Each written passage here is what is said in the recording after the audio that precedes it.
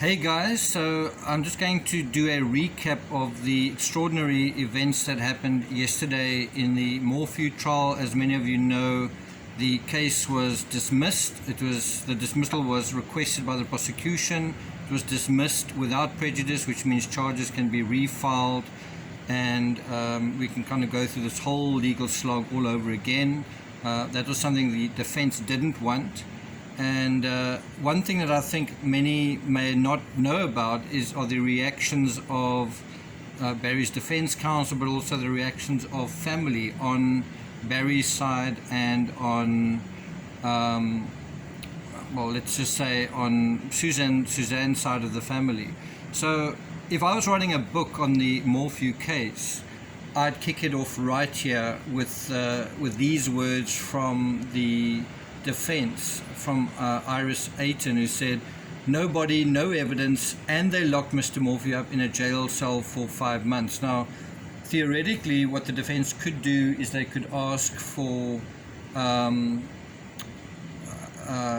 they could sue for wrongful imprisonment, but then they would have to prove that as well. So that is quite an interesting legal question hanging over that issue. Is if they feel so strongly that Barry's innocent, well then sue for wrongful imprisonment. Will they do that? Ayton also said they absolutely dismissed charges in this case because they knew they were going to lose this trial. So that's where I would have started a book on this case, with those words. Barry and his daughters, you see them happy and hugging one another inside the court, and gleeful apparently at the dismissal.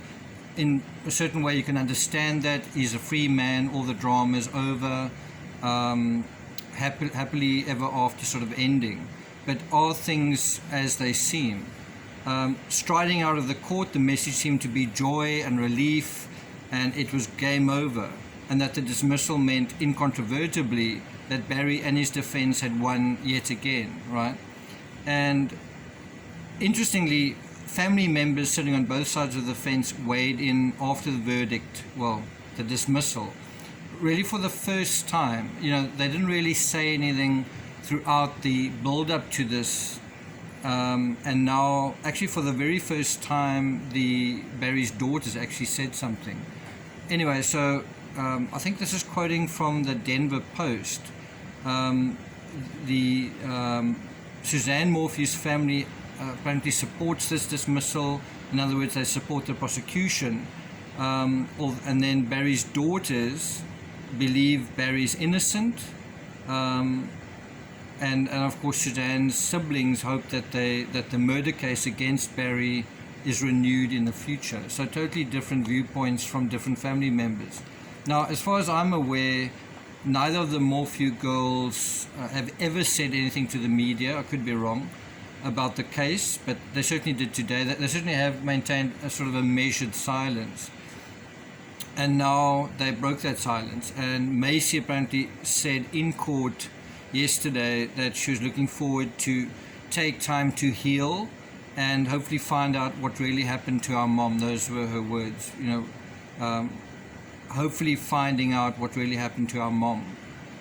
Well, a courtroom is a good place to find answers like that, where you have a critical examination of the evidence, not just from one side, but two sides examining the pros and cons of particular items of information. So if you really wanted to know what happened to your mom, a good place to start would be a trial. Of course, if you're a family member, you might feel that's a bit more exposure than perhaps you want.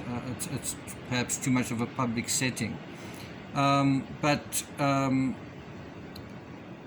saying that she's looking forward to taking time to heal, I think that's quite interesting. Are they about to go on a holiday somewhere to recover from the stresses of this ordeal? What is their next move going to be? Bear in mind, Barry's bond's been revoked. Then also,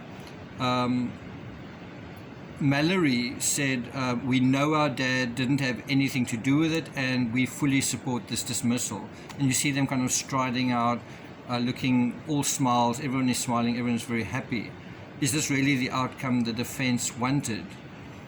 I think it's interesting that neither of the Morphew girls seem to have any comment about kind of the reason for the dismissal, which is that the prosecution said, we think we know where Suzanne's remains are, we can't get to them, we need more time. And that was kind of the bombshell, the reason why they wanted the dismissal, not the dismissal itself. The dismissal itself has been made into the bombshell, but to me the real bombshell is the prosecution playing in a way a card saying, we think we've found this vital evidence, or we think we may be able to find it. And it's interesting that the Morphew girls didn't have any comment about whether or not their mother's remains are on the mountain, and if they are, what that could mean. You'd think if they wanted the truth, wanted closure, wanted to know what really happened, this would figure into the thought process. Wanting to know what the authorities know about this particular thing. So Suzanne's brother, David Moorman, appeared virtually in court, and he told the judge that he hoped to see this through to the end, see the trial to the end, and said something about hoping to be back in this courtroom in future. Now, if the case is reheard, I don't know if it would be with the same judge. I'm not sure about that. I thought Barry's lawyers were maybe a little smug in claiming sort of victory and claiming that they wished they'd had their day in court after all to quote, prove the truth about this case. As I say, if I was writing a book on this case, this is where I would start. Then I would literally count the number of times the defense have asked for a dismissal. There were at least 2 or 3 references in just one motion I read from last month. All the defense motions have been calculated. You could say it's just the defense doing their job, but you could also say it's calculated to frustrate the prosecution, calculated to some extent test and undermine the prosecution's case. But has it really helped bring the case to trial? That was the ultimate goal.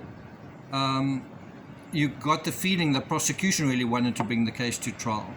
So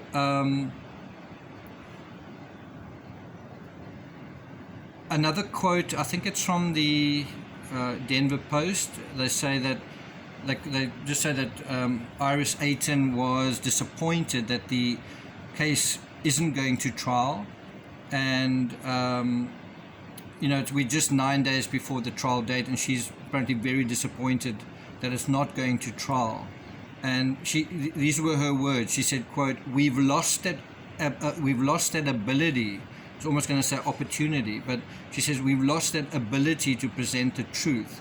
That's what the courtroom is for, the truth. But now the community is wrongfully going to believe that Barry just got away with murder. So I don't know, I sort of feel like that's kind of a strange way to put it. I kind of feel like saying, yeah, right. In most of the defense motions I've read, the major arguments have been about protocols and tardiness, not arguing the merits of the case. It's felt a lot like the defense didn't want to go to trial. So it just seems a bit strange, this feeling that they didn't seem to want to go to trial, asking for dismissals. And based on the 129-page affidavit, how were the defense going to explain all the messy inconsistencies in Barry's many statements? How were they going to explain that? How could you explain that away? Instead, the defense have gone so far as, I feel, to minimize the case, to sort of say Suzanne's disappearance is just a missing persons case. It's not murder.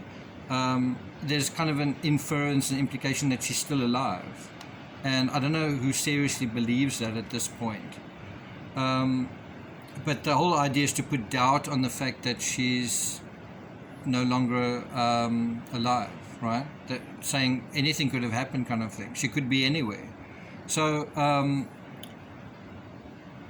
I think that is just bizarre to say, is Suzanne supposed to be somewhere out there still alive, watching events unfold from afar? And the statement about that's what the courtroom is for, it's to present the truth. Is that what the defense were trying to do? Is that why the defense tried to prevent one expert after another from testifying, because they wanted to give the prosecution a fair shake to present the truth? How do you present a case without DNA evidence, without your expert fielding that evidence? How do you, without cell phone data, without metadata from the truck, without dog handlers, without even your investigators? How do you present your case with both hands tied behind your back? She also said that something along the lines of, if the prosecutors do find Suzanne Morphew's body, she's still confident they won't recharge Barry Morphew. In other words, they were saying, even if the prosecution or law enforcement find Suzanne's body, they're not going to be able to do anything with that evidence, right? Which to me, I don't know. Do you think that is likely? Her exact words were, quote, "They are not going to find a body that is linked to Mr. Morphew." Bold words. Notice how cleverly this is worded. It's not, they are not going to find a body. It's, they aren't going to find a body that is linked to Mr. Morphew. Really, do you think that's realistic? Is Mrs. Morphew not linked to Mr. Morphew? And look at the words that are used, a body. Is that what Suzanne Morphew has become now, just a body? And if they find her remains, are those remains not linked to Barry, who used to be her husband? You know, if they find Suzanne's remains, isn't it, well, this is your wife? You know, it's a bit of semantics that's going on here, but, you know, who was the last person to see her, according to the affidavit? Who last had access to her? Who had opportunity? And I think they may very well find a body, and although toxicology will be virtually impossible now, the distance and route from the Morphew home, I think, will be crucial to making the case against Barry Morphew, as well as defending it. The route to where the body is from the house is going to determine, to some extent, the likelihood that someone went from the house to that spot, and what they used to get there. Did they use a truck? Did they use a bobcat? Did they go on foot? And who would have known about that route? Who would be capable of that route? So I think that route, this is assuming they do find the body, that'll be crucial to making the case, but also trying to defend it. Meanwhile, Barry has his passport back, and with the charges dropped, he's home free as a bird. One wonders what's going to happen next. I'm not going to take it further than that. As you can see, I'm in kind of a setting for hunters of fish, and it's certainly got an interesting vibe in this room. Everything that's sort of going on here, it's sort of a bar sort of setting, and the sea's out that way. So I'm just going to take you guys out there when I sign off, and then sign off. So you can see it's quite a beautiful day out here today.